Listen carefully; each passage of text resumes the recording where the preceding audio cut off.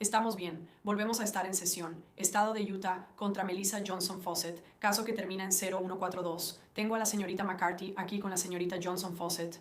Tengo al señor Lewis y a la señorita Thomas aquí por parte del Estado. Estamos aquí para la sentencia. Señorita McCarthy, ¿ha tenido la oportunidad de revisar el informe previo a la sentencia con su clienta? Sí. ¿Alguna adición, eliminación o corrección? No.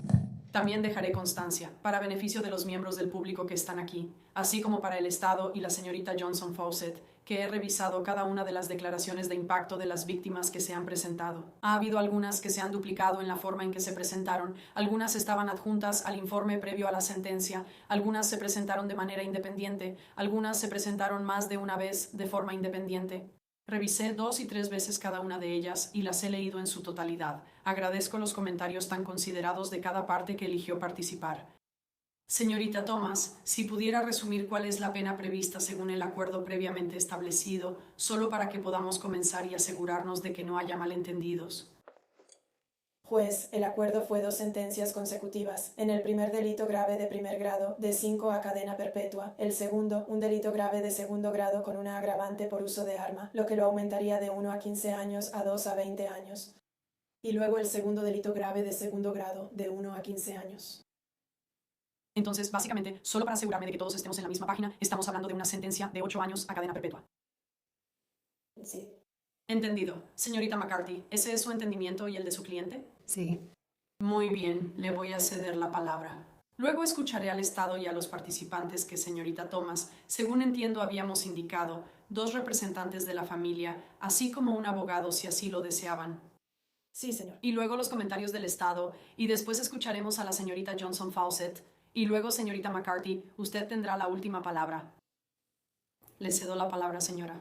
Gracias, su señoría, si me permite permanecer sentada aquí. Eso depende completamente de usted, como con todos los abogados. Gracias. Su señoría, entiendo que el tribunal ya ha revisado material extenso sobre el delito en sí, incluyendo el informe previo a la sentencia, las declaraciones de impacto de las víctimas y el informe de mitigación. En esta etapa simplemente quiero señalar algunos puntos que espero permanezcan como parte del expediente para la futura consideración de la Junta de Indultos y Libertad Condicional. El señor Johnson Fawcett no es alguien con antecedentes de conducta criminal, violencia o comportamiento depredador. Ella es una mujer de 58 años sin antecedentes penales, con una larga trayectoria laboral, problemas médicos significativos y un historial considerable de trauma y salud mental documentado. Este delito ocurrió en el contexto de una relación doméstica sumamente volátil y cargada de emociones que se extendió durante décadas, no en el contexto de una actividad criminal generalizada o de peligro para el público. Es importante destacar que la señorita Johnson Fawcett ha aceptado la responsabilidad por sus acciones, ha expresado un remordimiento genuino y ha reconocido el impacto devastador que esto ha tenido en todos los involucrados, incluyendo a su propio hijo y familia. Le pediría al tribunal y más adelante a la Junta que considere no solo la tragedia de lo ocurrido, sino también la falta de antecedentes penales de la señorita Johnson Fawcett, su edad, sus desafíos de salud física y mental, su historial documentado de trauma, el fuerte apoyo de su familia y su potencial para continuar con el tratamiento, la rehabilitación y una reintegración segura con el tiempo. Gracias.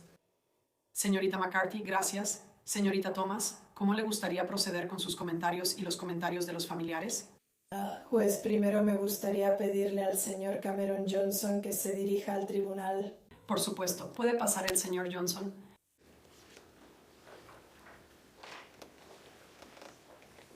Señor Johnson, si gusta pasar al atril, por favor. Señor, muchas gracias por tomarse el tiempo de estar aquí hoy. Me encantaría escuchar cualquier comentario que quiera hacer. Su señoría, gracias.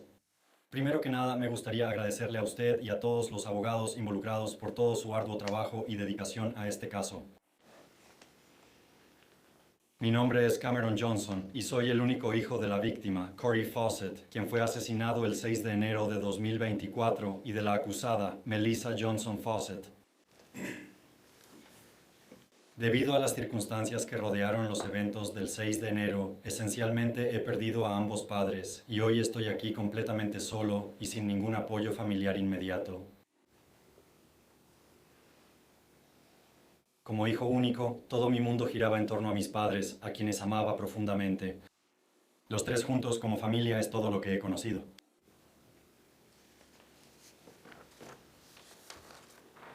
Desde la muerte de mi padre he tenido que asumir la responsabilidad de cada aspecto de lo que siguió. Esto incluyó administrar todos sus asuntos financieros, manejar asuntos legales y administrativos, atender obligaciones pendientes y cumplir con las responsabilidades prácticas que quedaron tras su fallecimiento. He hecho todo esto completamente solo, sin ninguna ayuda de familiares ni de ninguna otra fuente de apoyo familiar. He trabajado de manera continua para asegurarme de que todo lo relacionado con el legado y la herencia de mi padre se haya manejado de manera responsable y diligente. Ha sido mi deber, como su único hijo, asegurarme de que nada se haya descuidado a pesar de la carga emocional, psicológica y financiera que esto ha representado para mí. La carga de cumplir con estas responsabilidades solo ha sido abrumadora en ocasiones, pero he seguido cumpliéndolas porque no había nadie más que pudiera hacerlo.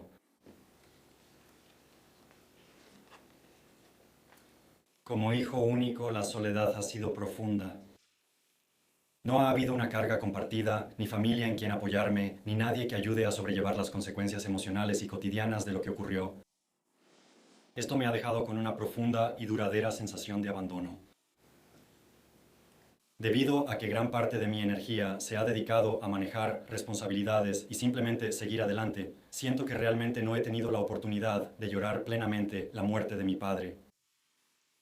Gran parte de la experiencia se ha sentido irreal, como si me hubieran obligado a estar en un estado constante de responsabilidad y modo de supervivencia antes de poder procesar completamente la realidad de la pérdida en sí.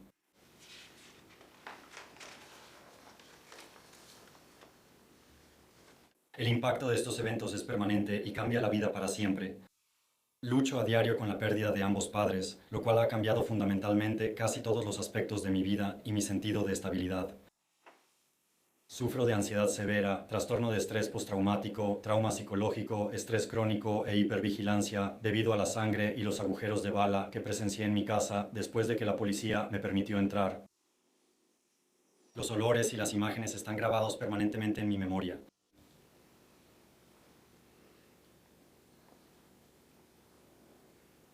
Además del impacto emocional y psicológico, la presión financiera ha hecho que incluso las actividades diarias ordinarias sean significativamente más difíciles. He tenido que encargarme personalmente y pagar miles de dólares por todas las obligaciones continuas de la propiedad. Me vi obligado a asumirlas para evitar la pérdida de la casa, junto con los gastos de sucesión y honorarios legales para administrar la herencia de mi padre y resolver los asuntos legales. Facturas médicas, impuestos y la factura de limpieza por riesgo biológico que por sí sola ascendió a $36,288 sin nadie con quien compartir estas cargas. Esta experiencia también ha afectado mis relaciones y mi capacidad para conectar con los demás. A menudo siento que lo que he vivido es difícil de comprender completamente para las personas, lo que ha contribuido aún más a mi sensación de aislamiento. He experimentado la pérdida duradera de mi familia, mi sentido de seguridad, mi hogar como refugio seguro y la base de la vida que alguna vez conocí y valoré. A pesar de todo esto, he encontrado fuerza dentro de mí para seguir adelante. He sido abandonado y me han dejado enfrentar una pérdida permanente y una ausencia profunda. Y lo he hecho con constancia, responsabilidad y resiliencia en circunstancias que no le desearía a nadie. Estoy decidido a honrar la memoria de mis padres, enfrentando cada día con valentía y esperanza en el futuro. Gracias por su tiempo. Señor Fawcett, un par de comentarios, si me hace ese favor. Señor, jamás le faltaría al respeto diciendo que entiendo siquiera una pequeña parte de lo que ha pasado, porque no es así. Pero lo que sí puedo decirle es que lo que me ha mostrado hoy es ese impresionante y asombroso nivel de resiliencia. Y quería decirle cuánto lamento su pérdida, no solo la de su padre, sino también la de su madre, como lo indicó de manera muy reflexiva en sus comentarios. Y solo puedo desearle paz en el futuro.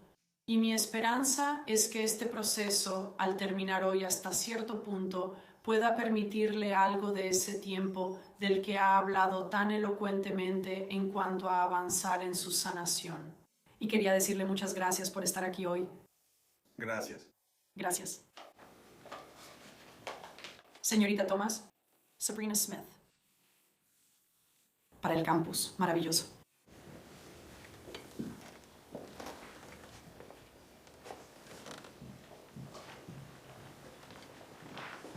Señorita Smith, buenas tardes. Soy la jueza Denise Porter. Me alegra escucharla hoy. Gracias. Y su señoría, disculpe, soy Brock Best, abogado del intermediario del Tribunal del Condado. Muchas gracias, señor Best. Adelante, tomaré la foto y luego, si desea estar junto a su cliente, puede hacerlo. Le devolveré esto cuando termine de hablar. Tiene la palabra, señora. Su señoría. Mi nombre es Sabrina y hablo en nombre de toda mi familia. Corey era mi tío. Han pasado más de 2 años y aún nos cuesta entender cómo alguien pudo quitarle la vida a un hombre tan profundamente entregado a quienes amaba. Corey no era perfecto, pero era bueno. Era paciente, leal y siempre estaba presente para su familia, incluso cuando era difícil. Lo que pasó no solo le quitó la vida, cambió la vida de todos nosotros.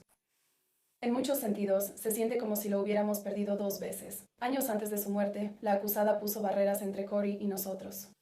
Sentíamos que nuestro tiempo con él se nos escapaba de las manos. Nos perdimos los momentos familiares normales, los días festivos, las reuniones, los momentos importantes. Él todavía estaba vivo, pero sentíamos que lo estábamos perdiendo porque su presencia era limitada. Nos sentíamos desanimados. Esos años perdidos de conexión son parte de nuestro duelo, incluso antes de perderlo para siempre. A pesar de eso, Corey todavía lo intentaba. Venía a los eventos familiares, incluso bajo presión. Esa era su manera silenciosa de decir, todavía los quiero. Esos momentos lo significaban todo, pero ahora ya no existen. Lo perdimos por completo, y ese vacío no se puede llenar. Desde su muerte, hemos estado viviendo con un dolor que no desaparece. Aparece en cada momento de silencio, en cada silla vacía, en cada reunión donde su ausencia se siente. Su ausencia nos ha dejado no solo destrozados emocionalmente, sino también con una carga financiera. Es un peso que sentimos todos los días. Nuestra familia también vive con un profundo miedo de lo que podría pasar si el acusado es liberado en tan solo unos pocos años. Ese miedo ha añadido otra capa de ansiedad y angustia emocional a una pérdida que ya de por sí es devastadora. En lugar de sentir paz o lograr un cierre emocional, seguimos viviendo con incertidumbre y preocupación por el futuro. Pero más que nada lo extrañamos.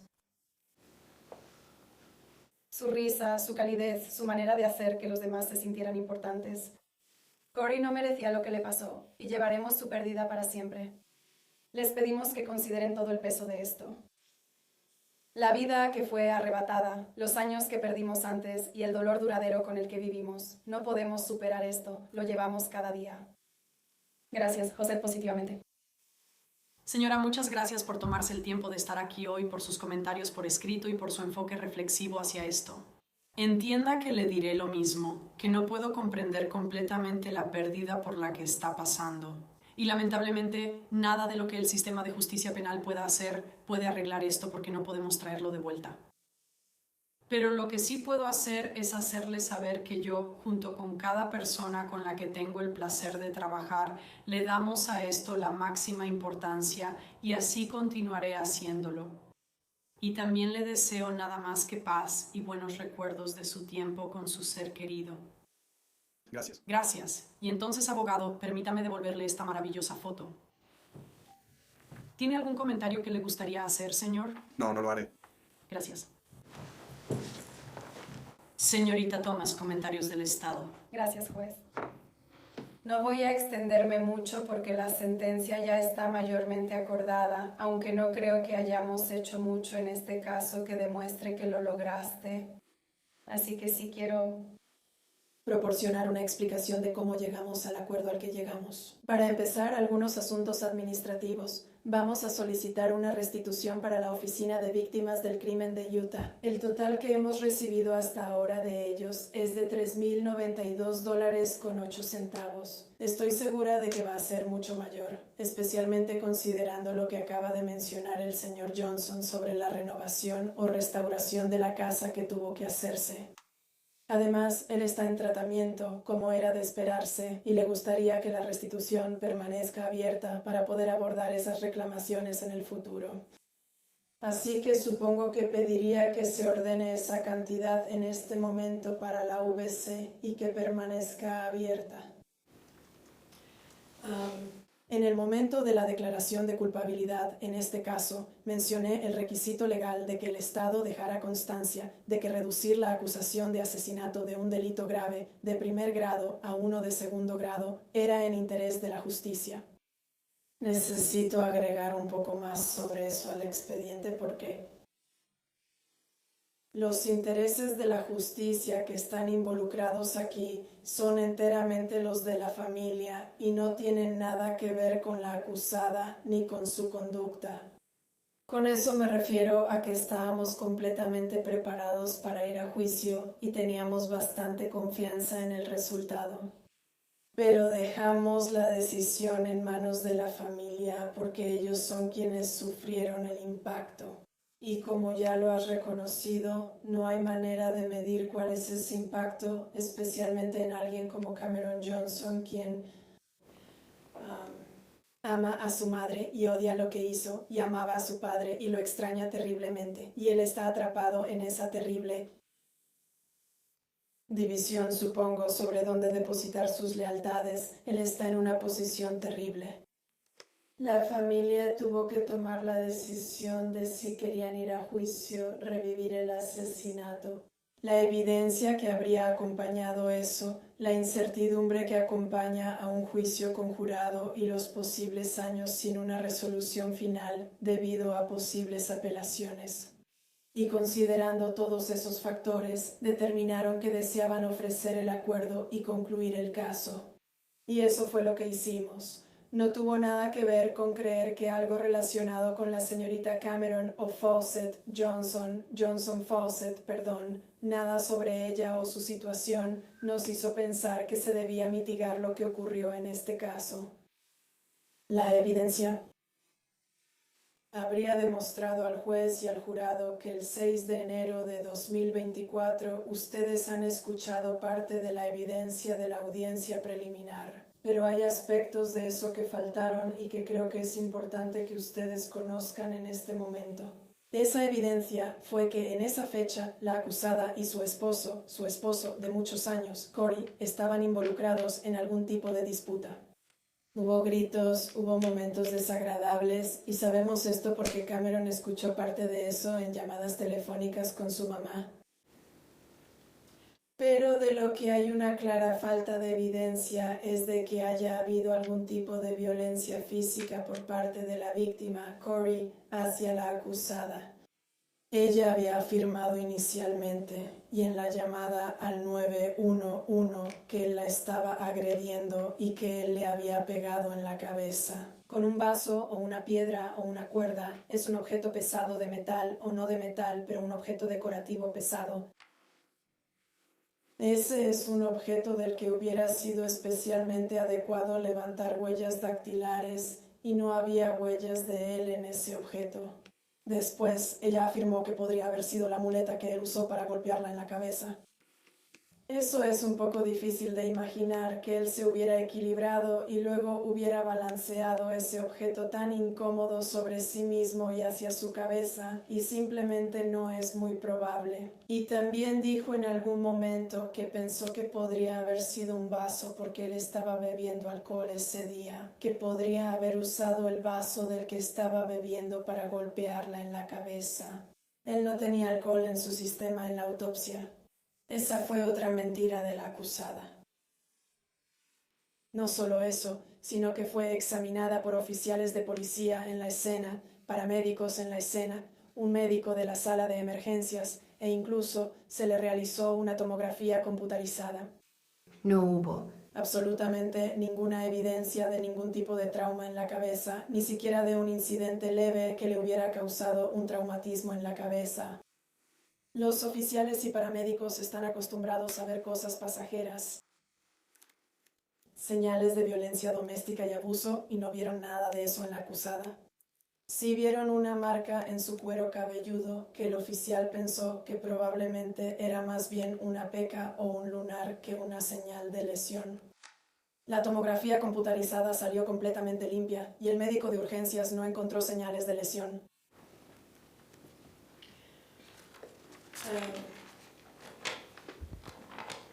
Así que, fuera lo que fuera que estaba pasando en esa habitación, creo que es probable que un jurado hubiera encontrado que esto no fue un acto de defensa propia, que Corey no estaba golpeando ni agrediendo a la señora Johnson Fawcett.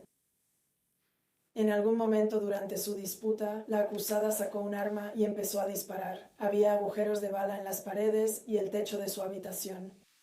Ella sí le disparó al acusado, dándole en la espalda o en el costado.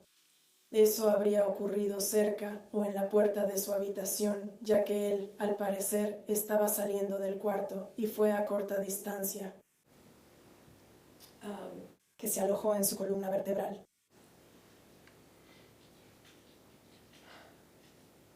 El médico forense habría testificado que esa no fue una herida fatal de inmediato.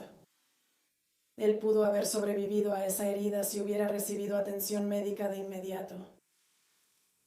Pero una vez que cayó por esa herida, el arma se atascó. Y en vez de llamar al 911, en vez de buscar ayuda para su esposo, que al final resultó fatalmente herido, la acusada fue y buscó otra arma. Se aseguró de que estuviera lista para disparar y fue hacia su esposo, que en ese momento ya estaba en el suelo. La evidencia de dispersión de plomo muestra que su cabeza estaba entre 45 y 90 centímetros del suelo cuando ella disparó una bala en la parte trasera de su cabeza. Eso significa que él estaba alejándose a rastras o quizá reptando. Eso no fue suficiente. Luego él cayó y ella se paró sobre él y disparó 2 tiros más al costado de su cara. Sabemos eso porque una bala cayó de su cabeza cuando lo levantaron para sacarlo de la casa y había daño en el piso justo debajo de donde estaba su cabeza.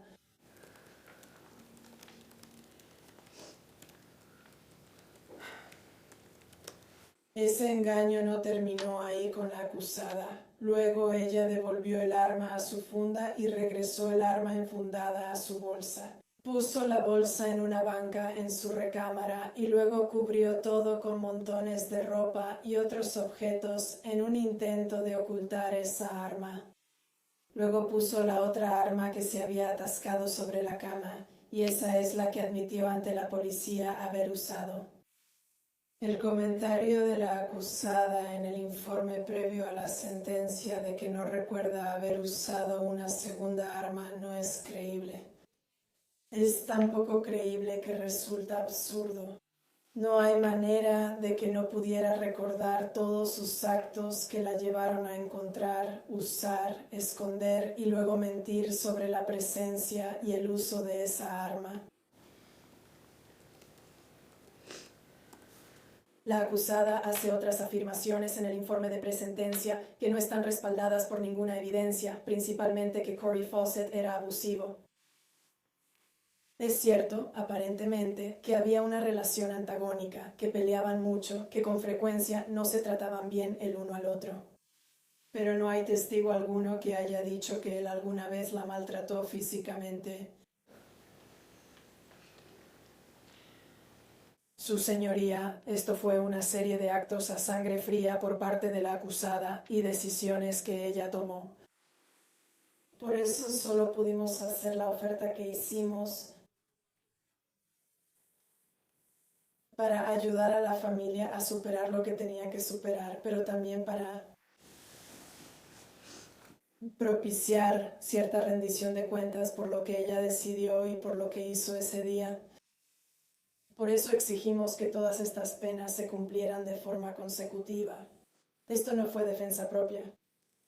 Esto no fue una enfermedad mental. Esto es asesinato. Y la sentencia de Melissa Johnson Fawcett debe reflejar esa realidad. Gracias, juez. Gracias, señorita Thompson. Por favor, Johnson, tiene derecho a hablar. No está obligada a hacerlo. ¿Quiere decir algo más? Sí, solo brevemente. Tiene la palabra. Gracias. El 6 de enero de 2024 disparé y maté a mi esposo, Corey Fawcett. Y desde que apreté el gatillo, he estado en una pesadilla horrible de la que no puedo despertar. Soy responsable y entiendo que mis acciones le costaron la vida a Corey. La pérdida de Corey ha afectado a muchas personas. Para mí, perdí a mi esposo, mi amor, mi compañero de vida durante 33 años y mi mejor amigo. También ha afectado, de hecho, a mi familia, a su familia, amigos y compañeros de trabajo. Y el más devastado ha sido nuestro hijo, Cameron Johnson. Perdió a su padre y a su mejor amigo. Y de alguna manera también me está perdiendo a mí. Desearía que las cosas hubieran sido diferentes y que Corey todavía estuviera con nosotros. Espero que todos a quienes esto ha lastimado puedan encontrar en su corazón la manera de perdonarme algún día. Rezo por esto cada día. Gracias, señor presidente. Johnson, señorita McCarthy, usted tiene la última palabra. Por favor, dígame cómo le gustaría manejar la solicitud inicial para 3092 a la UOC. Creo que deberíamos programarlo para una audiencia de restitución. Definitivamente necesitamos restitución para el resto. ¿Qué hay sobre la solicitud inicial de 3092 a la UOC que quiere una audiencia para todo?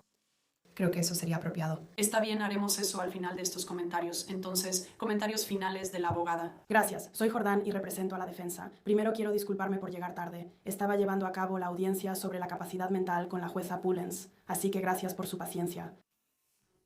Seré breve. Entiendo los comentarios de la Fiscalía y como parte de su función ellos pueden presentar su opinión sobre cómo habría terminado el caso, cómo se habría resuelto en el juicio.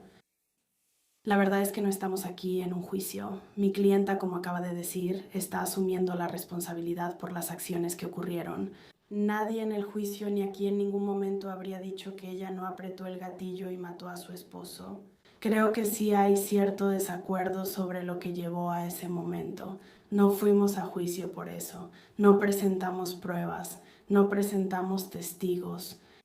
Y por eso entiendo de dónde viene la Fiscalía. Esa es la evidencia que ellos habrían presentado. Nosotras habríamos presentado pruebas diferentes para argumentar una legítima defensa total o parcial. De cualquier manera, este no es el foro donde vamos a volver a discutir eso. No es por eso que estamos aquí. Estamos aquí nuevamente porque mi clienta ha decidido asumir la responsabilidad por sus actos y por el hecho de que su esposo, Corey, perdió la vida. Así que solo quería dejar eso asentado en el registro. Pero fuera de eso, creemos que el acuerdo de culpabilidad que se ofreció y que fue aceptado, estamos totalmente de acuerdo con eso. Creemos que el informe PSI sí refleja mucha de la información que queríamos presentar ante el tribunal y pediríamos que el tribunal actúe conforme a ello también. Gracias. Muchas gracias. Denme un segundo, por favor, a todos. Por favor.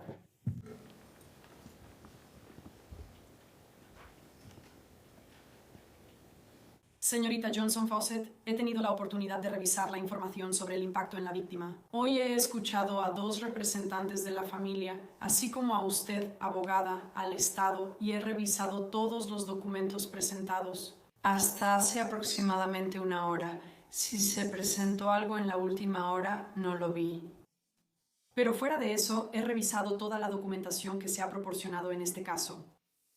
He revisado el informe previo a la sentencia. No hubo adiciones, eliminaciones ni correcciones según lo registrado. Señorita McCarthy, eso es correcto. Correcto. Y la razón, amigos, por la que comencé mis comentarios pidiéndole a la señorita Thomas que básicamente expusiera el acuerdo es porque tengo toda la intención de seguir ese acuerdo.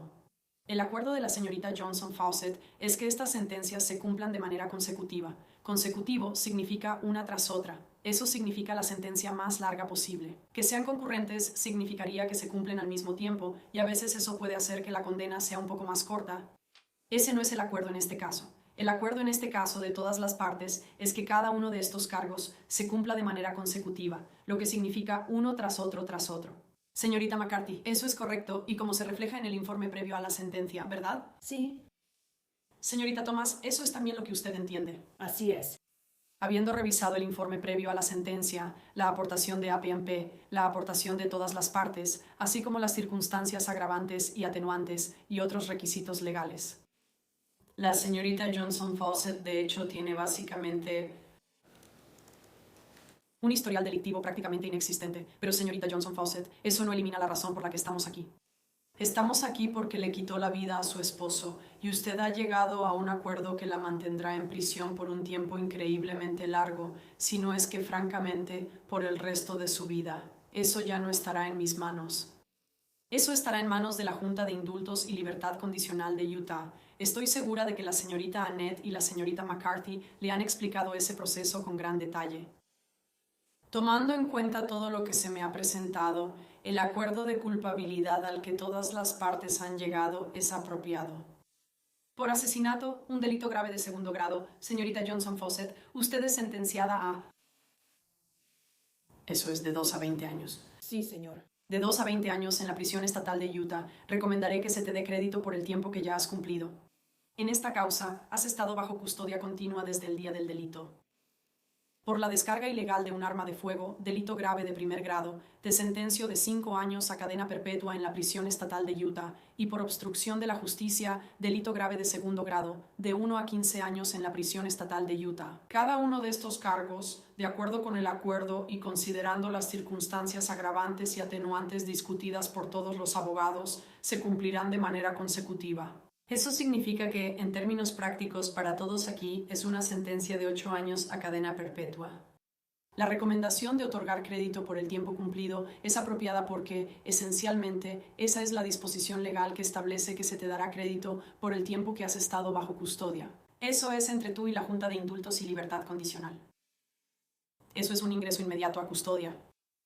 Y tienes 30 días para apelar por cualquier error legal. Señorita McCarthy, ¿algo más? No, gracias a su señoría. En un momento programaremos una audiencia de reparación del daño. Señorita Thomas, ¿algo más de parte del Estado?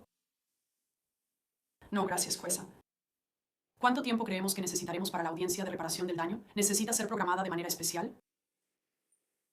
Realmente no creo que sea una audiencia larga, jueza. Entonces, vamos a programarla para las 1:30 el 23 de junio de manera presencial, en nuestro calendario regular. Eso es dentro de 4 semanas. Yo estaré fuera del país. Puedo encargarme, su señoría. Eso me parece bien. Señorita McCarthy, ¿esa fecha también le conviene? Sí. Me funciona, gracias. Nos veremos todos de nuevo el 23 de junio a la 1:30 de la tarde en persona. El único tema a tratar será la restitución. Por lo demás, la sentencia ya ha sido impuesta. Gracias a todos. Gracias.